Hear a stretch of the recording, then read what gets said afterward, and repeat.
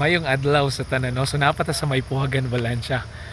So lipay kay tano because naka-chance ta karon no. Medyo late na ta karon maka-take og lunch gamay pero madala pag yun no. So mukuha ko sa tada rin no along sa ilang barangay road no nata sa may Puhagan Valencia. No lantawan ninyo ning palibot diri. Wow kay nga tanan no lantawan ninyo ang overlooking. Pero tungod kay gaulan-ulan magud karon no pero lantawan ninyo ang palibot. Okay? Nice good kay nga tanan.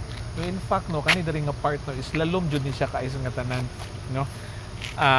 Tanawa lalom gyud ni kay diri nga part. Okay? So thank you Lord no for the opportunity no nga at least so nakabalik ta karon diri sa may Puhagan and then nakakuha po tag mga pipila ka videos. Okay? Nice kay nga tanan. Okay?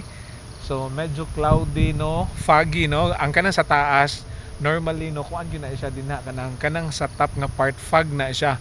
Pero kung normal nga weather lang no, nice kayo nga lantawon kanang nga mountain view din na no because makita nimo ang mga kanang tumoy no or kanang tip niya no sa taas gyud nga part no nga makita nimo no ang kanang iyang nature no nga kanang forma no because mga kahoy man na din na okay but because naka-fog man so murag tanawa nakalinya lang gyud siya. Okay, so bye bye no, God bless everyone. Okay.